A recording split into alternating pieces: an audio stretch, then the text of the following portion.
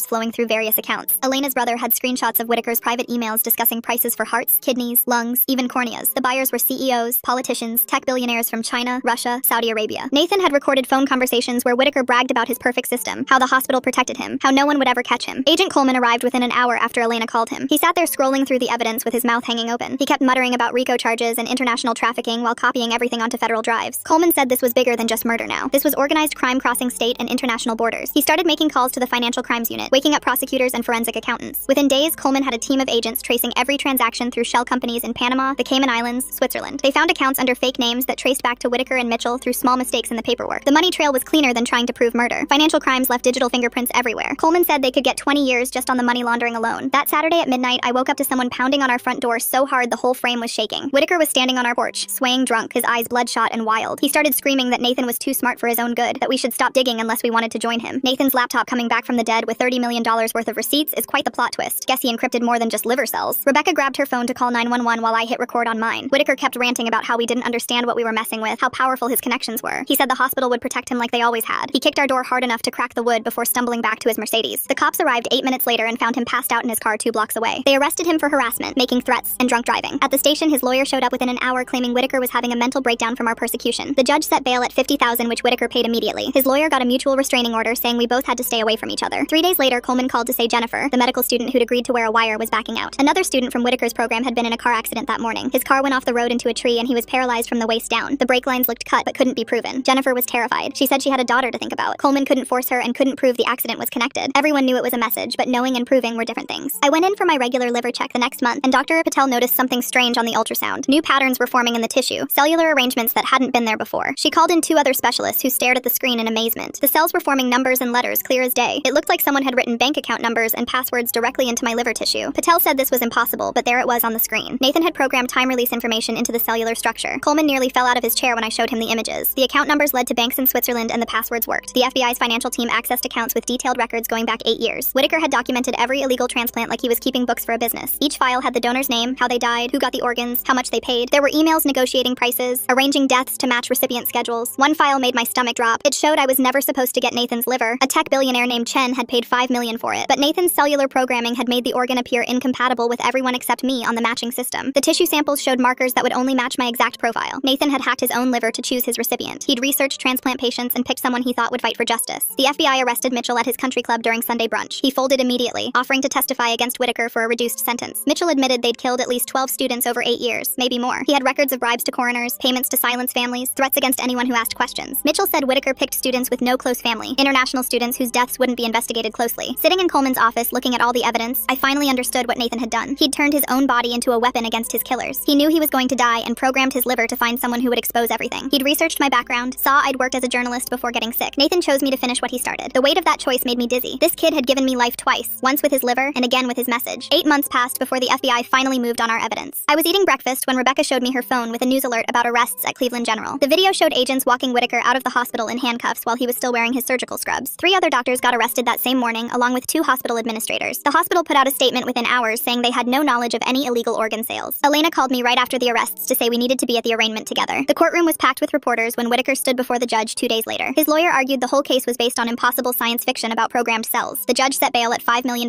and Whitaker posted it within an hour. The prosecution started building their case by bringing in the country's top cellular biology experts. One professor from Johns Hopkins spent 3 hours explaining how Nathan's technique worked to encode information in living tissue. Another expert from Stanford called it biological genius that Nathan turned his own murder into evidence. The federal courthouse in downtown Cleveland became our second home over the next few weeks. Mitchell took the stand first and described exactly how the organ selling network operated for over a decade. He explained how Whitaker would find brilliant medical students, steal their research, then arrange accidents to harvest their organs. Elena sat next to me crying as Mitchell described Nathan's final hours in detail. Rebecca and I testified the following week about finding the messages in my liver during the MRI. Whitaker's lawyer tried making us look crazy, asking if we believed in alien abductions or government conspiracies. The prosecutor showed the jury enlarged images of the actual liver cells spelling out, "Help me." 2 months into the trial, a young woman nobody recognized entered the courtroom to testify. She told the jury Whitaker had assaulted her and threatened to kill her if she ever spoke up. She played recordings she'd secretly made of Whitaker describing how he murdered Nathan while trying to scare her into silence. The prosecution's next piece of evidence made everyone in the courtroom gasp. They played a video Nathan recorded the night before his death explaining his cellular encoding process in detail. Nathan looked straight at the camera and said if anyone was watching this, Whitaker had killed him. He said the evidence was in his liver and asked whoever received it to find Marcus Williams. Whitaker's lawyer told him not to testify, but he took the stand anyway, too arrogant to stay quiet. He claimed Nathan was delusional, and the cellular patterns were just natural anomalies that meant nothing. Under cross-examination, he started talking about details of Nathan's surgery that only the killer would know. The defense brought their own experts who insisted cellular programming was impossible, but they fell apart under questioning. When asked to explain the mathematical precision of the patterns in my liver, they had no answers. One expert admitted on the stand that the defense paid him $500,000 for his testimony. During a recess near the end of the trial, I was walking past Whitaker in the hallway when I heard him talking. He told his lawyer that Nathan deserved what happened for being too clever for his own good. His lawyer reminded him people could hear them in the courthouse, and Whitaker just laughed. He said it didn't matter anymore because the jury would never believe cells could store messages. The next morning, both lawyers stood before the jury for closing arguments. The prosecutor held up photos of Nathan and 11 other victims, while describing how Whitaker had murdered brilliant young people to harvest their organs. She showed the jury Nathan's encoded liver cells on the big screen and explained how this genius had sacrificed himself to expose a killer. She walked them through each victim's suspicious death and the matching organ recipients who'd paid millions under the table. The defense attorney tried to paint Whitaker as a scapegoat for hospital failures and claimed the cellular patterns were just random formations. He said Nathan died from surgical complications, and any message was pure coincidence that desperate people were misinterpreting. The jury left to deliberate, and Rebecca, Elena, and I checked into a hotel across from the courthouse to wait. Elena pulled out photo albums and told us stories about Nathan growing up, how he'd taught himself programming at 8 years old. She showed us puzzles he'd created as a kid and science fair projects where he programmed bacteria to spell words. She said Nathan always believed science should help people and spent weekends volunteering at free clinics. Rebecca held my hand as Elena described finding Nathan's body at the hospital and knowing something was wrong. We ordered room service, but nobody could eat much while waiting waiting for the verdict. 3 days passed with the jury still deliberating, and we took turns pacing the hotel room. On the third evening, the court clerk called to say the jury had reached a verdict. We rushed back to the packed courtroom where victims' families filled every seat. The judge asked the jury foreman to read the verdict, and my heart pounded as he stood up. Guilty on all 12 counts of murder, guilty on organ trafficking, guilty on conspiracy charges. The courtroom exploded with families crying and hugging while Whitaker sat completely still without any expression. Mitchell started sobbing at the defense table and had to be helped out by security guards. A month later, we returned for sentencing where 23 family members gave victim impact statements. A mother described her son's perfect health before his appendix surgery and the call saying he died from complications. A wife explained how her husband went in for gallbladder surgery and never came home despite being a marathon runner. Parents showed photos of their brilliant children who'd mysteriously died during routine procedures at Whitaker's hospital. Whitaker showing up drunk at their door feels too convenient, like someone that careful suddenly loses all control. The timing of that student's car accident right when Jennifer was about to wear a wire makes me wonder who else knows about this investigation besides Coleman's team. I stood up and read the statement Nathan had encoded in smaller cellular patterns we'd found later in my liver. He'd written about seeing Whitaker inject something into patients and realizing he was choosing victims for their organs. He described encoding the message knowing it was his only chance to get justice from beyond the grave. The judge sentenced Whitaker to 12 consecutive life sentences without any possibility of parole. As guards led him away in chains, Whitaker turned to look directly at me and mouthed the words, "Nathan won." It was the only time he'd ever admitted what really happened to Nathan and the others. The hospital immediately settled hundreds of lawsuits for $800 million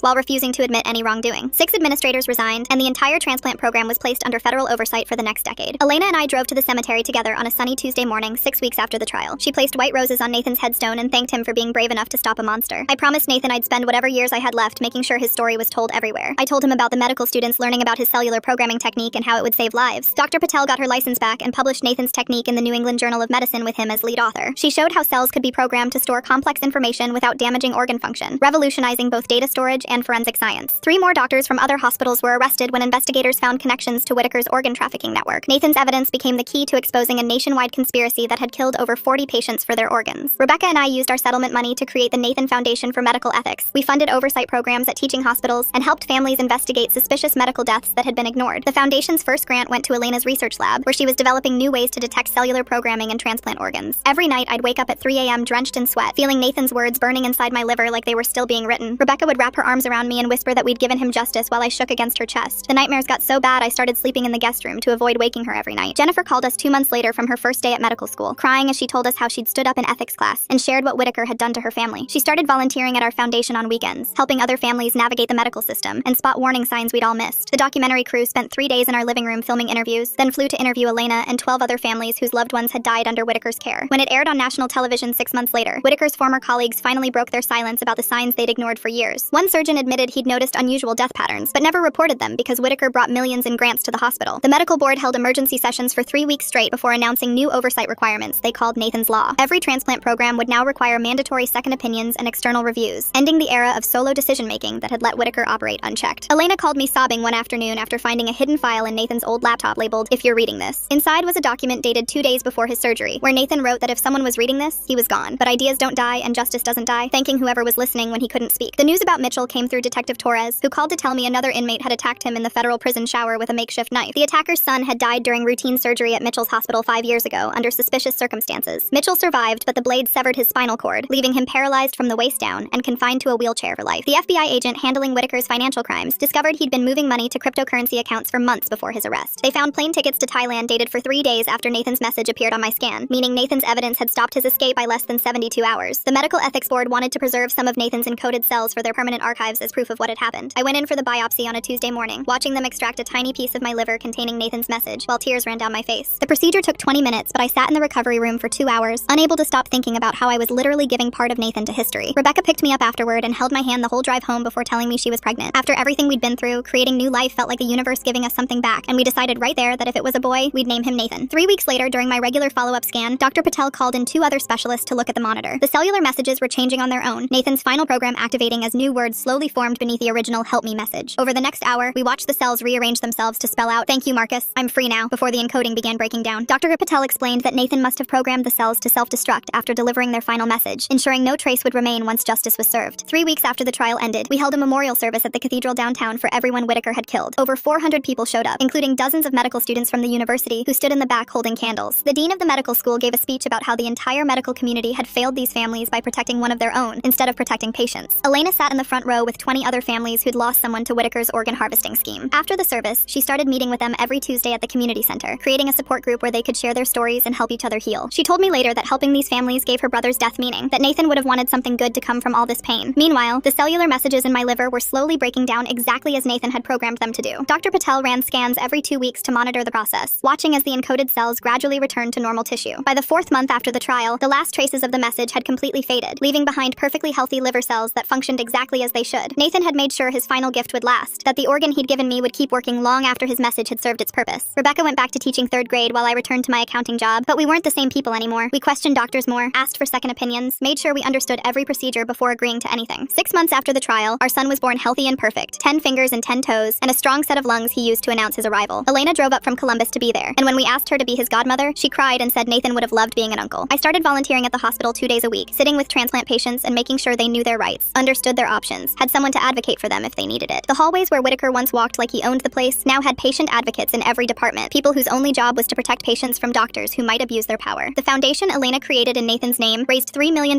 in its first year to fund research into cellular programming for legitimate medical purposes. Scientists at Johns Hopkins used Nathan's technique to identify organs from trafficking victims, while researchers in Germany developed a way to mark donated organs that could help track them if they were ever stolen or sold illegally. The medical student who'd helped crack Nathan's code, Jennifer Park, graduated at the top of her class and chose to specialize in transplant medicine. She told the newspaper she wanted to restore faith in a field that Whitaker had corrupted, that Nathan's story had shown her how important it was to have ethical doctors who put patients first. 2 years after finding that first message in my liver, I was sitting at my desk when I felt a strange warmth spread through my right side where Nathan's organ rested. Not pain or discomfort, just a gentle warmth like someone had placed a heating pad against my skin from the inside. Dr. Patel said it was probably nothing, maybe just increased blood flow from the coffee I'd been drinking, but I knew better. Some connections run deeper than medicine can explain. Some bonds survive even death. On our son's first birthday, we planted an oak tree in our backyard while Elena watched him take his wobbly first steps across the grass. She'd brought a small plaque that read, "For Nathan Rodriguez, whose truth could not be silenced," and we buried it next to the roots. That tree will grow tall and strong over the years, its roots spreading deep into the earth, a living reminder that some messages find a way to surface no matter how deep they're buried. Every spring when new leaves appear, I'll remember the man who saved my life twice, first with his liver and then with his warning. Nathan's message had done what he intended, exposed a killer and saved future victims. But more than that, it had shown us that even in death, the truth has a way of making itself heard. All right, time for me to clock out and let you soak in all this brilliance. Thanks for letting me be your commentary buddy today. Subscribe for more content like this.